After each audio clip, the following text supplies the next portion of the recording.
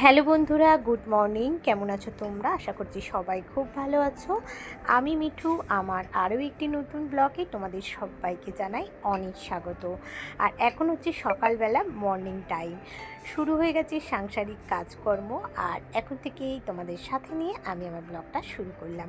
আজকে তোমাদের সাথে শেয়ার করব বাঙালির কোনো পার্বণ এলে বাড়ির বউয়েরা বা হাউস ওয়াইফরা সংসার সামলে যেভাবে ঝাঁপিয়ে পড়ে, তো সেটাই আজকে তোমাদের সাথে শেয়ার করব। তো সঙ্গে থাকো, আশা করছি আজকের ব্লগটা কিন্তু তোমাদের ভীষণ ভালো লাগবে। তো যেহেতু সকালবেলা সাংসারিক কাজকর্ম মানে এই রান্না বান্না এগুলো তো করতেই হবে, সমস্ত বাসি কাজকর্ম গুছিয়ে চলে এসেছি সোজা কিচেনে। আর তোমরা যারা আমার ব্লগ দেখো তোমরা অবশ্যই জানো যে কিচেন থেকে আমি কিন্তু আমার ব্লগটা শুরু করি। তো যাই হোক, সকাল সকাল দেখো সমস্ত জোগাড়জাতি করে নিয়েছি। চিকেন এসে গিয়েছিল আর পরিষ্কার করে ধুয়ে নিয়েছি, আর সাথে সাথে কিন্তু সমস্ত রান্নাবান্না প্রিপারেশন করে নিয়েছি। আর আমি কিন্তু এইভাবেই মানে রান্নাবান্না করার আগে সব কিছু গুছিয়ে পরিপাটিভাবেই কিন্তু রান্নাবান্নাগুলো করে থাকি। আর তোমরা কে কীভাবে রান্নাবান্না করো অবশ্যই কিন্তু কমেন্ট করে জানাতে ভুলো না। তবে হ্যাঁ, এক একজনের এক এক রকম কৌশল থাকে সাংসারিক কাজ বা রান্নাবান্না।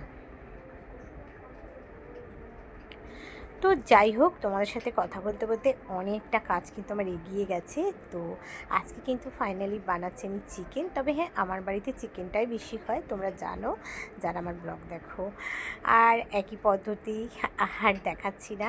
ফোড়নে দালচিনি লবঙ্গ এলাচ দিয়েছি। তবে হ্যাঁ, আজকে কিন্তু দেখো তোমাদের দাদাভাই একটু এগিয়ে এসেছিল, মানে জাস্ট একটু চিকেনটা ম্যাগনেট করে দিয়েছি, যেহেতু আমি ভীষণ ব্যস্ত মানে কিচেনে প্লাস ঘরে।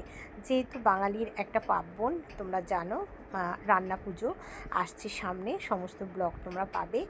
আর সবথেকে বড় সমস্যা কী বলো তো, আমার এই চুলটাকে নিয়ে, মানে কিভাবে আমি ক্যারি করব আমি বুঝতেই পারি না। আর এক এক সময় তো আমি ক্যাপ পরে নিই, তোমরা জানো। তো যাই হোক, চলছে এখানে আমার রান্না বান্না। ফাইনালি চিকেনটা কিন্তু বসিয়ে দিয়েছি। আর হ্যাঁ বন্ধুরা, অনেকে কিন্তু তোমরা আমার ব্লগ দেখে আমাকে কমেন্ট করছো যে হ্যাঁ, আমার ব্লগ তোমাদের ভালো লাগছে। আর আমারও যেরকম ভালো লাগছে তোমাদের সাথে শেয়ার করতে, তো তোমরাও যেরকম আমাকে কমেন্ট করে বলছো যে হ্যাঁ ভালো লাগছে, আমারও কিন্তু একটু বলতে পারো এনার্জি বেড়েই যাচ্ছে যে তোমাদের সাথে শেয়ার করি।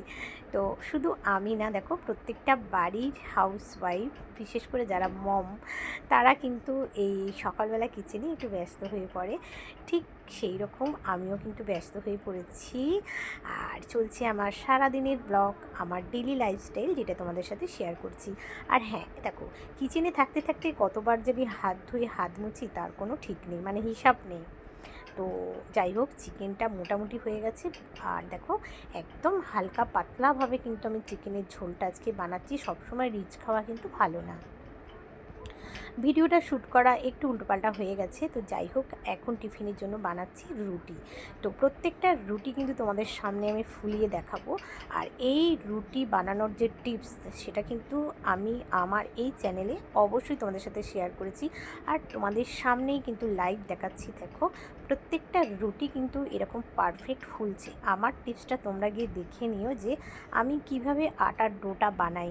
তো অনেক সময় রুটি কুঁচকে যায়, ফুলে না, কিন্তু আমি এভাবে রুটি বানাই, আমার প্রত্যেকটা রুটি কিন্তু পারফেক্ট ফোলে।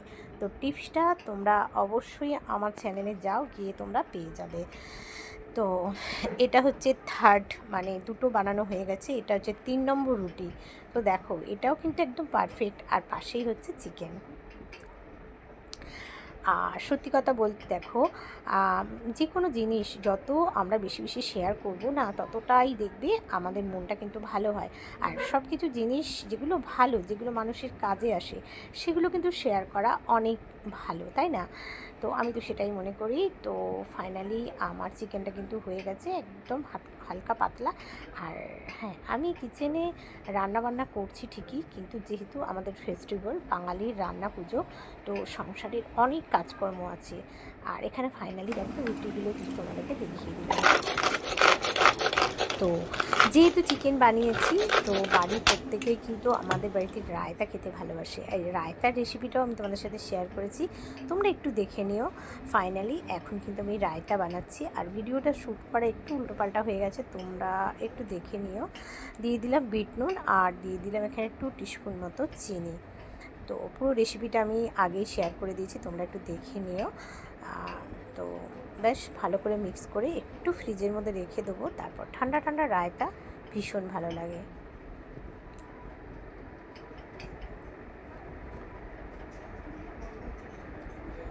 আর অবশেষে দেখো একটু লঙ্কার গুঁড়ো দিয়ে দিলাম, এটা অপশনাল, চাইলে আমরা নাও দিতে পারি, কালারটাও যেরকম ভালো লাগে আর খেতেও কিন্তু বেশ স্বাদ হয় এই লঙ্কা গুঁড়ো দিলে, তার জন্য একটু দিলাম। এটা ফ্রিজের মধ্যে স্টোর করে দেবো।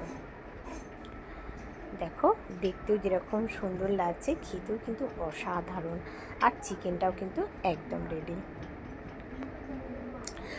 তো এই যে তোমাদের আগেই বললাম যে বাঙালির মানে 12 মাসে 13 পার্বণ, তো কোনো অনুষ্ঠান এলেই সেখানে কিন্তু আমাদের বাড়ির বউদের সব কিছু ক্যারি করতে হয়। ছেলে গেছে স্কুলে, হাজব্যান্ড গেছে অফিসে, সবাইকে কিন্তু আমি বেশ ভালো করে মেনটেন করে ছেড়ে দিয়েছি। অবশেষে এখন আমি ঝাঁপিয়ে পড়েছি আমার এই সাংসারিক কাজকর্ম, মানে ঝাড়াঝাড়ি। আমাদের বাঙালিদের যে এই রান্না পুজোর একটা ফেস্টিভ্যাল, এতে কিন্তু আমাদের রান্নাঘর থেকে শুরু করে ঘর বাড়ি সমস্ত কিন্তু ঝাড়াঝাড়ি করতে হয়, যেগুলো নর্থ বেঙ্গলিরা দিওয়ালিতে করে। তো বলতে পারে এটা একরকম আমাদের দিওয়ালি। তো দেখতেই পাচ্ছ এসির উপরটা আমার একদম সেভাবে হাত যাচ্ছে না, তবে যতটা পারছি আমি কিন্তু চেষ্টা করছি। যদিও এই কাজগুলো ছেলেদের কাজ, কিন্তু কিছু করার নেই, করতেই হবে। তো চলো বন্ধুরা, ছোট্ট একটা ব্লগ তোমাদের সাথে শেয়ার করলাম, কেমন লাগলো অবশ্যই জানিও। আবার